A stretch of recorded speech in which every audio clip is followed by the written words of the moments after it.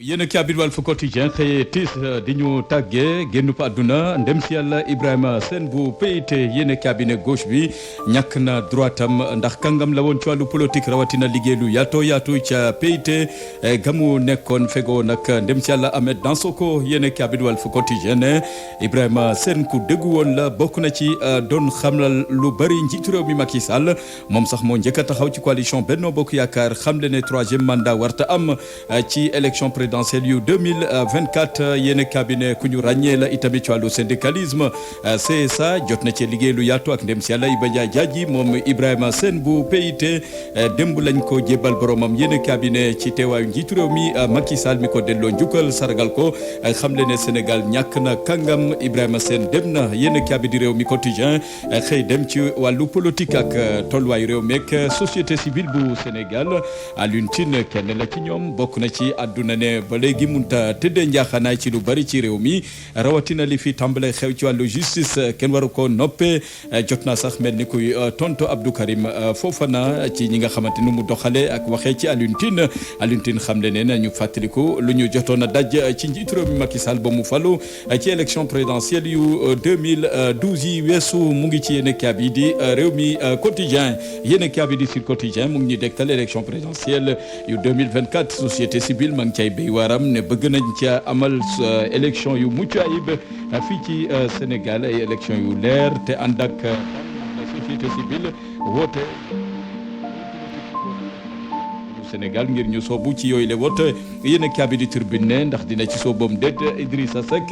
ndax candidat lay doon ci tànneefu njiitu réew ci 2024 moom jiital parti réew mi ma ngay nas ay pexe ba léegi kenn xamagul ndax dina ànd ak makeem déet waaye nag lu wér te wóor mooy ma nga ca yoon goo xamante ne jël na ko ci jamono ji te loole mun naa nasaxal njiitu réew mi Macky Sall mu ngi ci yéen a kaabi di Tribune yéen a kaabi di Le Quotidien l'élection présidentielle yu 2024 Idi ma nga sur les rails ma nga ca yoon yéen cabinet sax ma ngay dajale ay koppar ngir mun a sóobu ci campagne yéen cabinet sursaane ci jamono joo xamante ne coalition Benno Bokk Yaakaar jigéen ña fa ne taxaw nañu tembe ngir jëmmal candidature njiitu réew mi Macky Sall bu ñu sukkandikoo ci Adji Mbergane Kanouté ma ko jiite googule kuréel xam le ne jaadu na yoon santaane na njiitu réew Macky Sall war a doon candidat ci élection yooyu le bokk na ci wot bak na mu demee nag waa parti réew mi dañ ca mujjee mandu waxaguñu waaw waxaguñu déet ci candidature njiitu réew mi Macky Sall yéen cabinet di l'évidence ne wax ji mooy tolluwaayu réewum Sénégal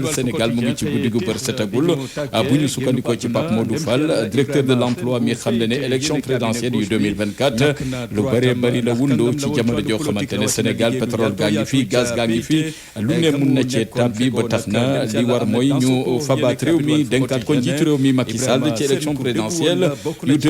2024 yéen kaa bi moo ñu ko yëggee l'évidence mi ñu dektali tamit Sénégal amatina sag ca bitim réew ñeel njàngum alxuraan yéen kaa bi ne concours international bi ñu doon def ci tarif alxuraan foofee ca Tanzanie doomu Sénégal mu ca jël deuxième moo jël ñaareelu place ba Mouhamed Mahi Touré sagalaat na Sénégal yéen kaa bi di l'évidence moo ñu ko yëggee libération des ak ñun ci wàllu daara sëriñu daara bi nga xamante ne moom moo faatu ci anam yu métti yéen cabinet Zakaria Ndiaye lay wuyoo ma nga doon jàngale ci Sindia taalibeem moo ko faat taalibeem googee sax jarbaatam la gu toll ci fukki at ak benn gannaaw bu taalibe ba xam ne sëriñu daara ba daf ko doon sonal police ak gendarmerie ubbi nañ ci enquête ngir xam mbir yàq la ko sookeek la ko wundu l'observateur mu ngi ñu dektal keneen ku faatu ci anam yu doy waar Ousseynou Sylla takk der la goo xamante ne fetelam gamu ne moo jékki-jékki daal daanaka jukki ci kawam ba mu ñàkk ca tànkam ak der bu bëri ba mu jaaree fa faatu waaye nag ay mbokkam ne ba léegi am na loo xamante ne moo ca lëndëm te leeragu ca bëgg nañu ñu leeral la faat kooke yéen kabi di suñu lamb mu ngi dégtal maanaam combat geneen war a doxaat ci diggante Eumeu Sène ak Balla Gaye 2 ñaari mbër yi ñu fas yéene nag géwal fanweeri fan ci weeru sulet bokk na ci njiital tay shi nga xam le ne daal ci googule combat commune du ca am bëgg na ko daan ñetteelu yoon moom la bëgg a dégg déggaloo muñal Balla Gaye 2 ñu tontu